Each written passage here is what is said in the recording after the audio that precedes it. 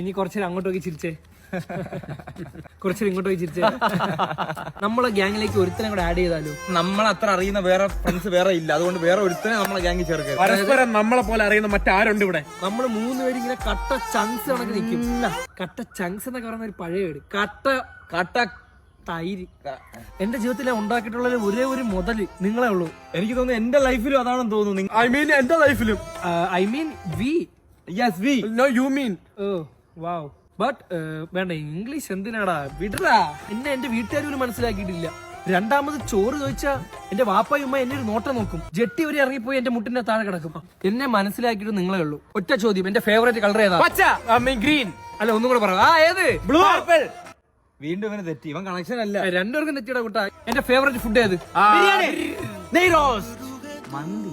അപ്പം ദോശയാണ് ഫേവറേറ്റ് ഏട്ടാ എന്റെ. അതൊന്നും അറിയില്ല? അറിയാം. അല്ല, ഇത്തിരി മുന്നേ തൊലിച്ചു വെച്ചല്ലോ, ഭയങ്കര ഫ്രണ്ട്ഷിപ്പ് ആണ്. അടുത്ത് ചോദിക്കാം. എങ്കിൽ ഞാൻ നിങ്ങളുടെ ഒരു ചോദ്യം ചോദിക്കട്ടെ? എന്റെ ഫേവറേറ്റ് മഞ്ഞ. ചോദ്യം പോലും ചോദിച്ചില്ല. എന്റെ ഫേവറേറ്റ് ഗ്രീൻ. ജമന്തി പൂ. ജമന്തിയാ? ഏത് ജമന്തി? എനിക്ക് അങ്ങനെ കൂട്ടുകാരി പോലും ഇല്ല. എനിക്ക് കൂട്ടുകാരില്ല, ജമന്തി എന്ന് പറഞ്ഞ പൂവാണ്.